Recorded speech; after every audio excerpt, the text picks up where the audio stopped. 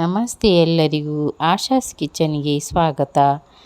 ನಾನು ಈಗ ಸಬ್ಬತ್ತಿಗೆ ಸೊಪ್ಪಿನ ಸಿಹಿ ದೋಸೆಯನ್ನು ಮಾಡ್ತಿದ್ದೀನಿ.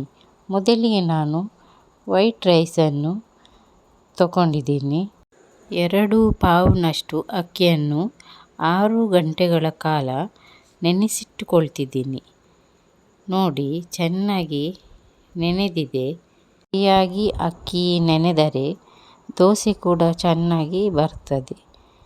ನಾನು ಇದನ್ನು ರಾತ್ರಿಯೇ ನೆನೆಸಿಟ್ಕೊಂಡಿದ್ದೇನೆ.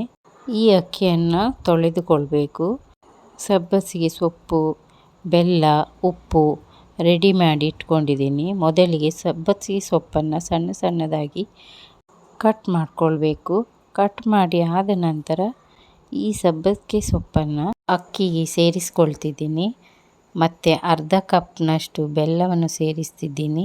ಸಿಹಿ ಜಾಸ್ತಿ ಬೇಕಂದರೆ ಬೆಲ್ಲವನ್ನು ಜಾಸ್ತಿ ಸೇರಿಸ್ಕೊಳ್ಬಹುದು.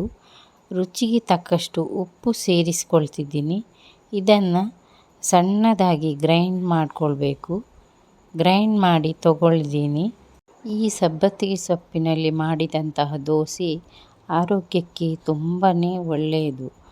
ಬೆಳಗಿನ ಬ್ರೇಕ್ಫಾಸ್ಟಿಗೆ ರುಚಿಕರವಾದ ತಿಂಡಿಯು ಇದಾಗಿದೆ. ನೋಡಿ, ಈಗ ದೋಸೆಯ ಬಂಧವು ರೆಡಿಯಾಗಿದೆ. ಹೆಚ್ಚು ನೀರು ಮಾಡಿಕೊಳ್ಬಾರ್ದು, ಸ್ವಲ್ಪ ದಪ್ಪನೇ ಇರಬೇಕು. ಒಂದು ಸಲ ಇದನ್ನು ಸರಿಯಾಗಿ ಮಿಕ್ಸ್ ಮಾಡಬೇಕು. ನಂತರ ನಾನಿಲ್ಲಿ ಕಾವಲಿ ಇಟ್ಟಿದ್ದೇನೆ. ಕಾವಲಿಗೆ ನಾನು ಎಣ್ಣೆ ಹಾಕಲು ಇದು ಬಾಳೆದಂಟನ್ನು ಯೂಸ್ ಮಾಡ್ತಿದ್ದೀನಿ. ಇದು ತುಂಬಾ ಆರೋಗ್ಯಕ್ಕೆ ಒಳ್ಳೆಯದು ಬಾಳೆದಂಟು.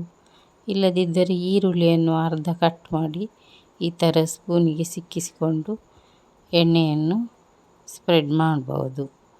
ಇದು ಆರೋಗ್ಯಕ್ಕೆ ತುಂಬಾ ಒಳ್ಳೆಯದು. ಕೆಲವರು ಪ್ಲಾಸ್ಟಿಕ್ ಬ್ರಷನ್ನು ಎಣ್ಣೆ ಹಚ್ಚಲು ಯೂಸ್ ಮಾಡ್ತಾರೆ. ಅದರಿಂದ ಆರೋಗ್ಯಕ್ಕೆ ತುಂಬಾ ಹಾನಿಕಾರಕವಾಗ್ತದೆ. ಈ ಥರವಾದಂಥ ಬಾಳೆದಂಟನ್ನು ಯೂಸ್ ಮಾಡಬೇಕು. ನೋಡಿ, ನಾನೀಗ ದೋಸೆಯನ್ನು ಹಾಕ್ತಾಯಿದ್ದೀನಿ. ಇದು ಸ್ವಲ್ಪ ತೆಳ್ಳಗನೆ ಹಾಕಬೇಕು. ದಪ್ಪ ಇದ್ರೂ ತೆಳ್ಳಗೆ ಮಾಡಿ ಹಾಕಬೇಕು. ನೋಡಿ, ಈಗ ನಾನು ಲಿಡ್ ಕ್ಲೋಸ್ ಮಾಡ್ತೇನೆ. ಒಂದು 2 ನಿಮಿಷ ಇದನ್ನು ಬೇಯಿಸ್ಕೊಳ್ತೇನೆ. ನೋಡಿ, ಬೆಂದಿದೆ. ಇದನ್ನು ಈಗ ನಾನು ಪ್ಲೇಟಿಗೆ ಸರ್ವ್ ಮಾಡ್ತೇನೆ.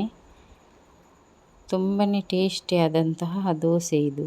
ಸಬ್ಬಸಿಗೆ ಸೊಪ್ಪಿನಿಂದಲೇ ಮಾಡಿದಂತಹ ದೋಸೆ ಅಂತಲೇ ಗೊತ್ತಾಗೋದಿಲ್ಲ. ನೋಡಿ, ಇನ್ನೊಂದು ನಾನು ದೋಸೆ ರೆಡಿ ಮಾಡ್ತಾಯಿದ್ದೀನಿ. ಇದು ತುಂಬ ಆರೋಗ್ಯಕ್ಕೆ ಒಳ್ಳೆಯದು. ಮಕ್ಕಳು ಸಹ ಇಷ್ಟಪಟ್ಟು ತಿಂತಾರೆ. ನೋಡಿ, ಈಗ ಬಿಸಿ ಬಿಸಿ ಸಬ್ಬಸಿಗೆ ದೋಸೆ ರೆಡಿ ಆಯಿತು. ನೋಡಿ, ದೋಸೆಗೆ ಚಟ್ನಿಯನ್ನು ಸಹ ರೆಡಿ ಮಾಡಿದ್ದೀನಿ. ನೀವು ಕೂಡ ಈ ಒಂದು ರೆಸಿಪಿಯನ್ನು ಟ್ರೈ ಮಾಡಿ. Thank you.